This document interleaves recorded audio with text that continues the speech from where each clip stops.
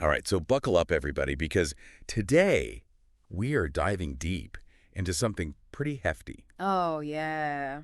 And that's the American identity. Big topic. It is a big topic. Yeah.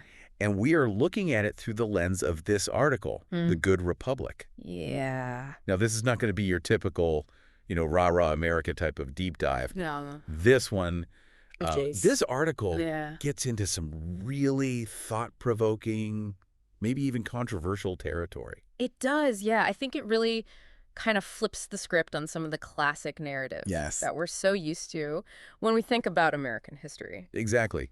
In school we learn all about the Right? noble colonists Mm-hmm. versus the tyrannical King George. Right. And it's all very, very simple. Yeah. And this article kind of comes in and says, Yeah.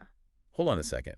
Wait a minute. Was it really that simple? Yeah, it really pushes us to look beyond the surface Yes. and question some of those assumptions. Yes, like was it really about freedom or was Yeah. it more about power? Yeah, and I think, one of the things the article argues is that the American Revolution might have been more about a power struggle among the colonial elite Okay. than it was about this universal yearning for freedom. And I think that's an idea that kind of resonates with broader historical patterns that we see. Yeah.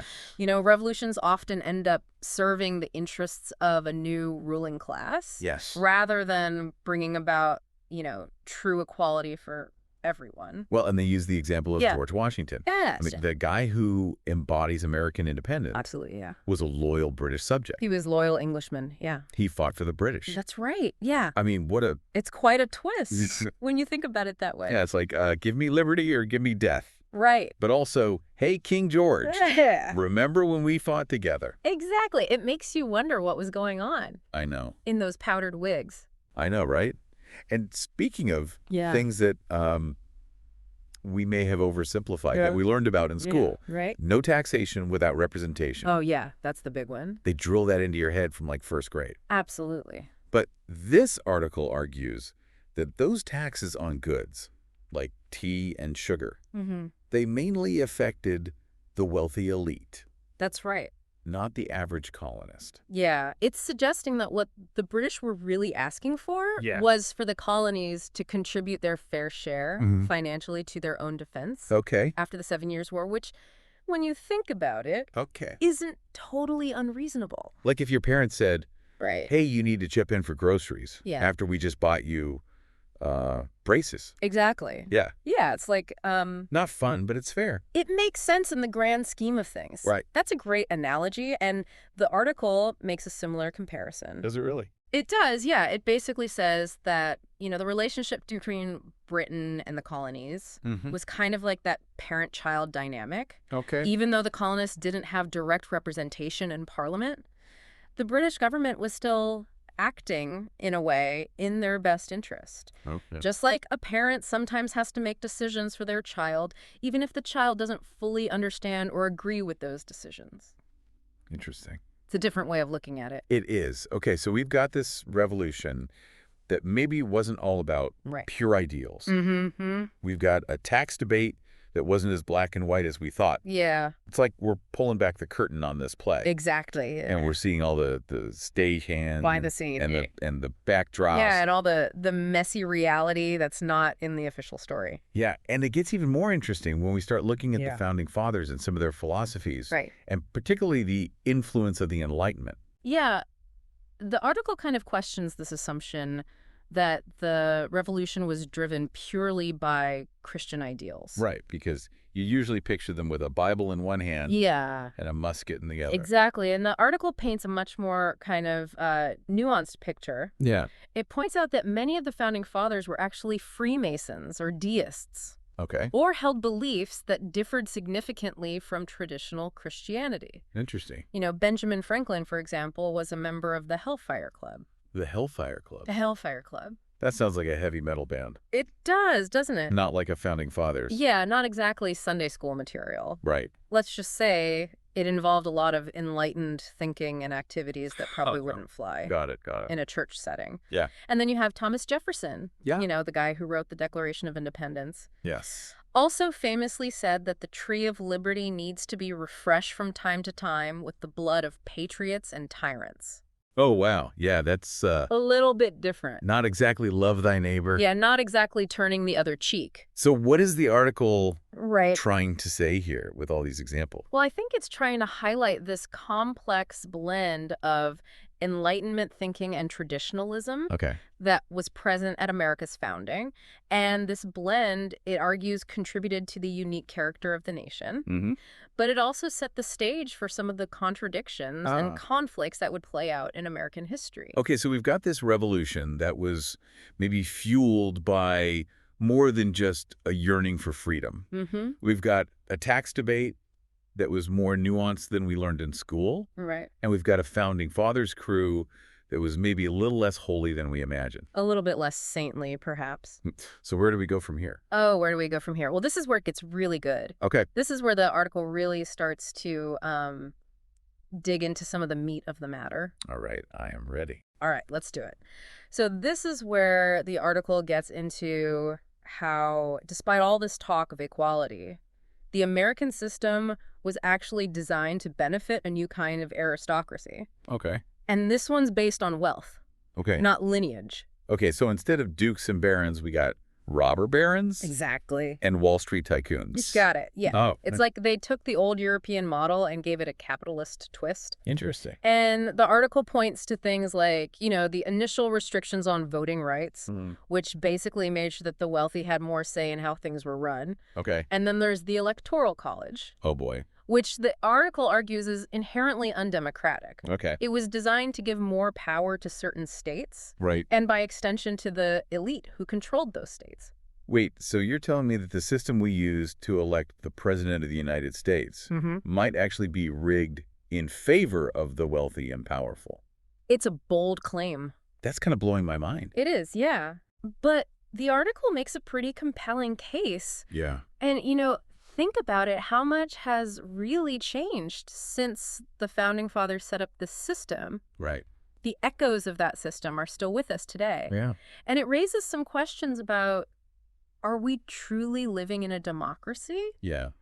Or is it more like an oligarchy in disguise? So you're saying that the Founding Fathers, with all their talk about liberty and equality, Yeah, they might have been more interested in protecting their own interests, potential. the interests of their wealthy friends. It's possible, yeah. I mean, I think the article would say that their vision of equality was limited Okay. by their own social and economic position. I mean, they were products of their time, Right. and their worldview was shaped by the prevailing hierarchies Yeah. of the 18th century. But we've fast-forwarded a couple of centuries. Right. And America is supposed to be this land of opportunity. That's the myth. Right. Anyone can pull themselves up from their bootstraps. Yeah. Achieve the American dream. Right. And the article argues that America's obsession with individual liberty has also created some unintended consequences, Okay. particularly when it comes to equality. Okay. It points out that while movements for equality, they seem very American in spirit, they weren't necessarily something that the Founding Fathers had in mind. Wait, what? So you're telling me that, like, the civil rights movement, Mm-hmm. women's suffrage, Yeah. LGBTQ rights, all these things, very American. They And are. the guys who wrote the Constitution Yeah. might not have been totally on board. It's a bit of a mind bender, isn't it? It is. But think about it this way. The Founding Fathers were primarily concerned with protecting individual liberty from government intrusion. Mm-hmm. Their vision of equality was largely focused on ensuring that all white men had equal rights under the law. Gotcha. They didn't necessarily envision a society where those rights would be extended to people of color, women, or other marginalized groups.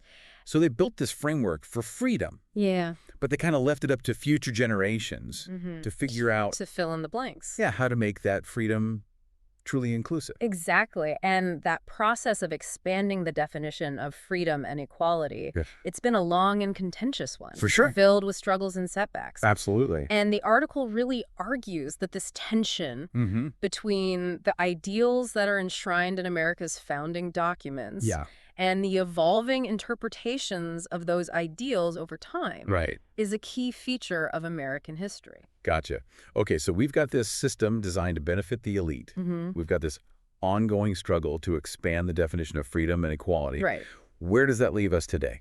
Well, this is where things get interesting. Okay. This is where the article takes a really sharp turn. Uh-oh. And this is where I think it's going to get people talking. Okay, I'm ready. Are you ready? I'm ready. Okay, so The article argues that Donald Trump, despite all of his controversial policies and rhetoric, might actually be the fulfillment of the American system. Hold on. Yeah. You're saying that Donald Trump, the guy who built his career on wealth and privilege, is the embodiment of the American system.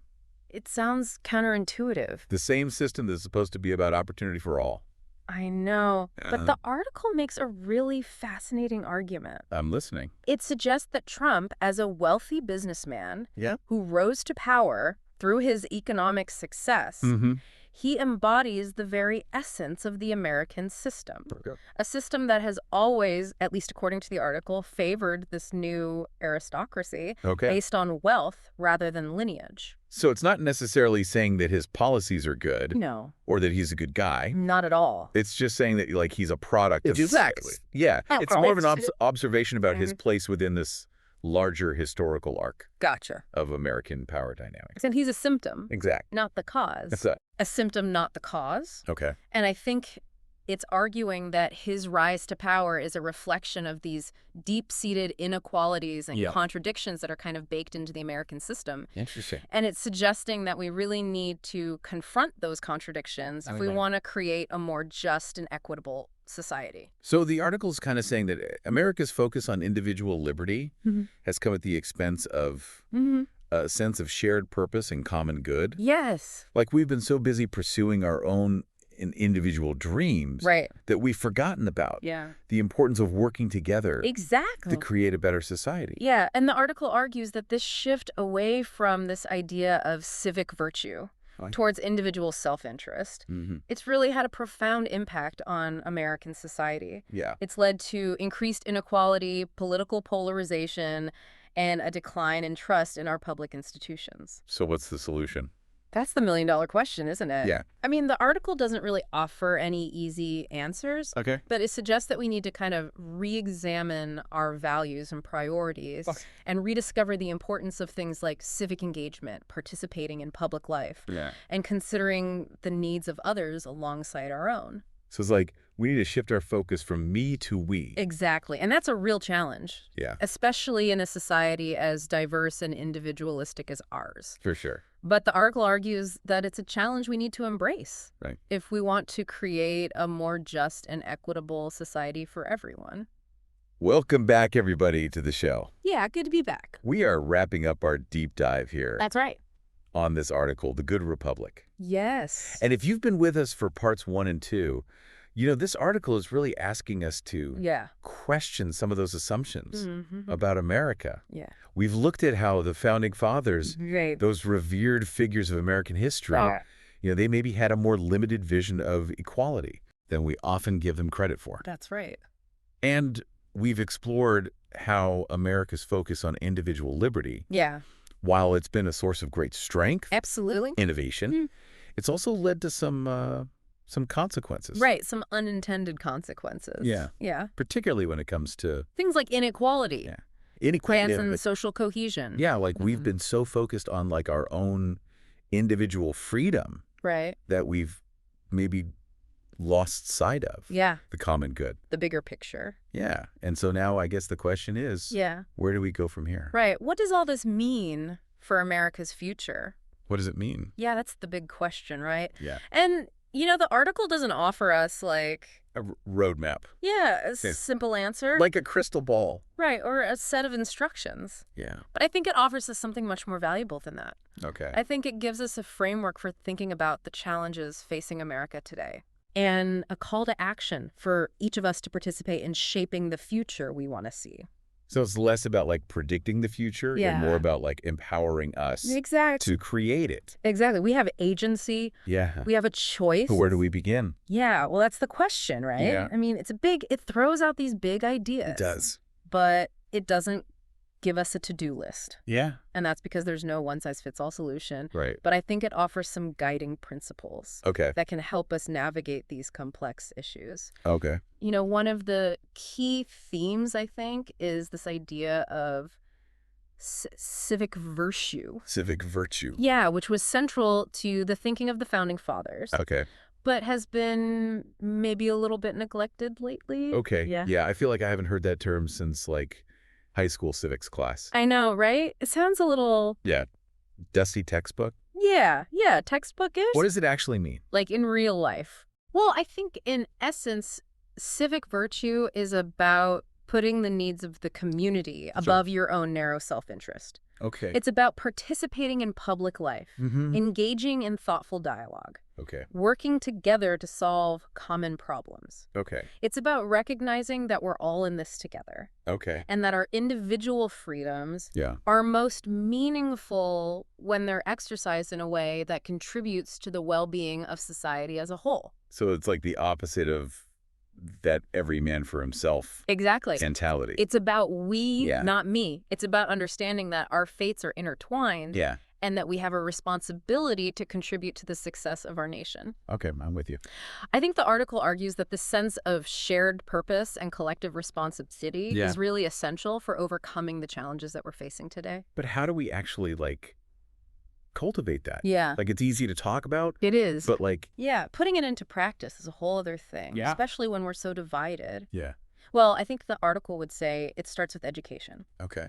We need to teach our kids about the importance of civic engagement, critical thinking, respectful dialogue. Right. We need to create spaces where people from different backgrounds can come together, talk about these issues. Yeah.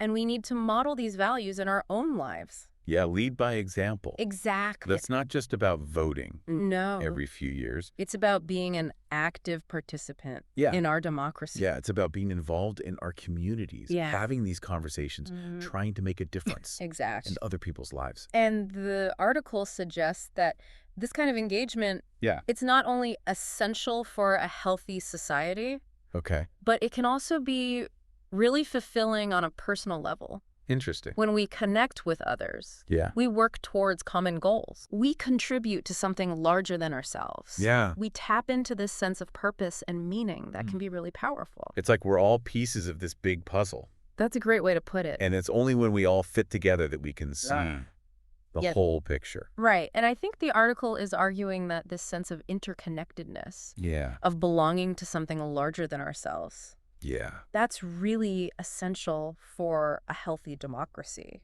Okay, so we need to rediscover civic virtue.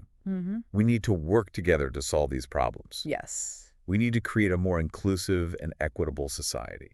It's a tall order. It is a tall order, but are we allowed to be hopeful here? Oh, absolutely.